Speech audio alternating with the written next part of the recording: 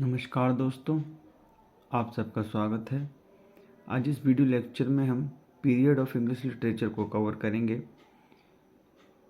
English literature का जो period है कितने भागों में बांटा गया है, उनके भी कई पार्ट्स हैं, उनका एज ऑफ टाइम क्या है, इन सभी बातों को हम समझेंगे। तो चलिए शुरू करते हैं।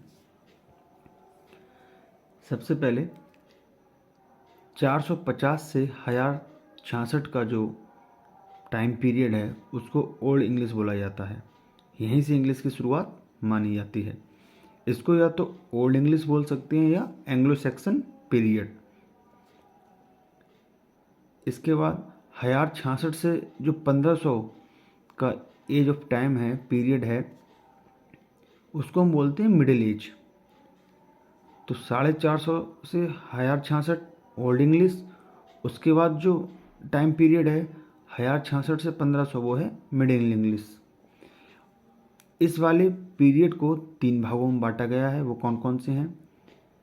इसमें सबसे पहले है अर्ली मिडिल एज या एंग्लो नॉर्मन पीरियड। इसको किस टाइम पीरियड में रखा गया है? वो है 1066 से 1340।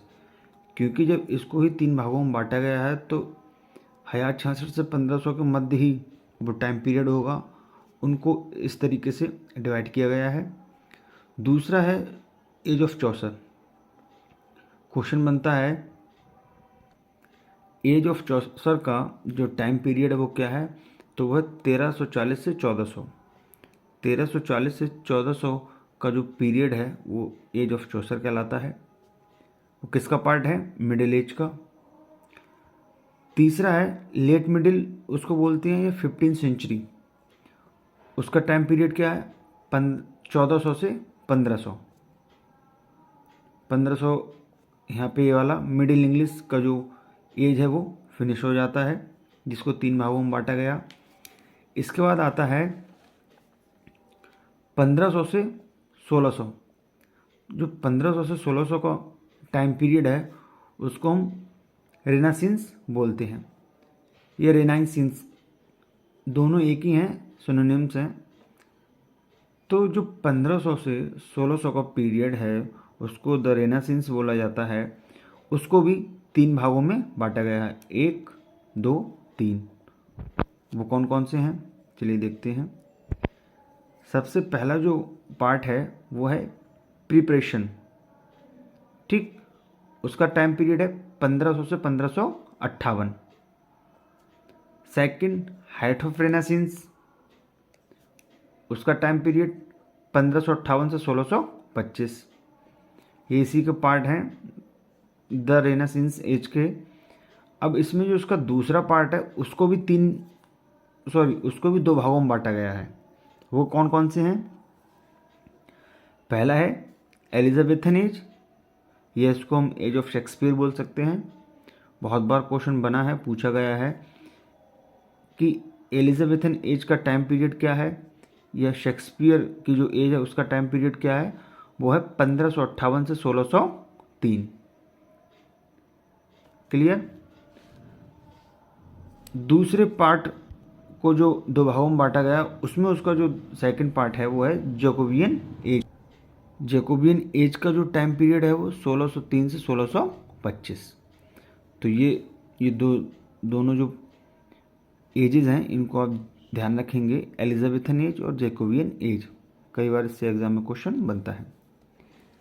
इसके बाद द रेनासिंसियन का जो थर्ड पार्ट है वो है डिक्लाइन या एंड ऑफ रेनासिंसियन।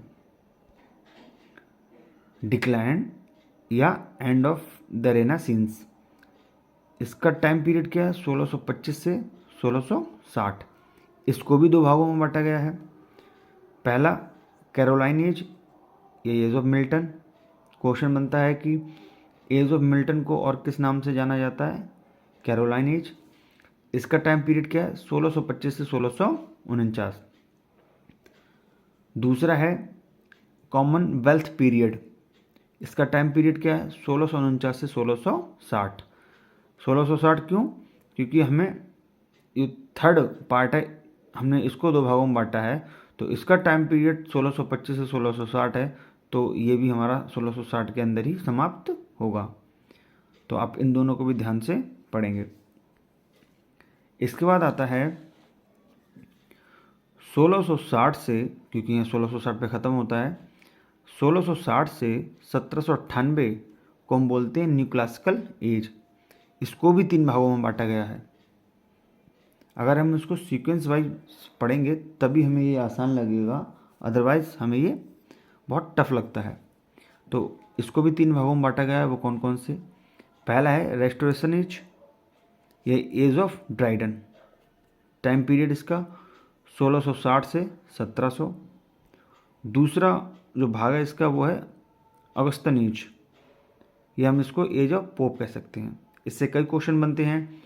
अगस्तिन एज को और किस एज के नाम से जाना जाता है? तो एज ऑफ पोप।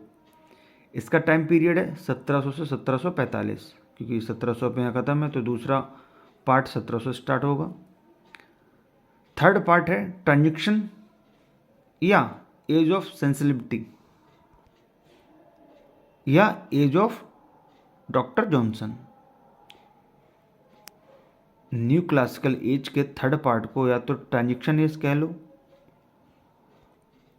या एज ऑफ सेंसिबिलिटी कह लो, या एज ऑफ डॉक्टर जॉनसन कह लो। इससे भी क्वेश्चन बनता है। इसका टाइम पीरियड क्या है? 1745 से 1798। नेक्स्ट 1798 से 1837 का जो पीरियड है बहुत ही इम्पॉर्टेंट, उसको हम बोलते हैं रोमांटिक पीरियड या एज ऑफ वर्ड्सवर्थ। तो वर्ड्सवर्थ की जो एज है उसको हम रोमांटिक पीरियड के नाम से भी जानते हैं। 1837 से 1901 का जो पीरियड है वो विक्टोरियन पीरियड है। विक्टोरियन पीरियड को हम एज ऑफ टेनिसन के नाम से भी जानते हैं। इनसे ऐसे ही क्वेश्चन बनता है कि जो 1837 से 1901 का पीरियड है वो किस एज का है? तो वो एज ऑफ टेनिसन का है, ये विक्टोरियन पीरियड है वो। 1901 से 1914 का जो पीरियड रहा है वो है एडवर्डियन एज। आगे 1914 से 1950 का जो पीरियड रहा है उसको क्या बोलते हैं? उसको मॉडर्न एज भी बोल सकते हैं, एज ऑफ इलियड बोल सकते हैं, 20th सेंचुरी बोल सकते हैं। ठीक, अगर एज ऑफ इलियड बोल रहे हैं तो वो उसकी टाइम ड्यूरेशन क्या है? 1914 से 1950। क्लियर हुआ? इसके बाद 1939 से 1945 का जो पीरियड है वो literature of world war second है। 1945 से 2000 का literature after world war second. ठीक, इस समय सेकेंड वर्ल्ड वार हुआ और ये इसके बाद का 2000 से अब तक जो लिटरेचर चल रहा है वो बोलता है, उसको बोला जाता है 21st सेंचुरी लिटरेचर, जो इस समय हम वर्तमान में पढ़ रहे हैं। तो आज के लिए इतना ही, जिसमें हमने इंग्लिश लिटरेचर का जो पीरियड है उसको कवर करा बहुत ही कम समय में और शॉर्ट तरीके से। तो उम्मीद करता हूँ आपको ये अच्छा लगा होगा और समझ में भी आया होगा। आज के लिए इतना ही, धन्यवाद।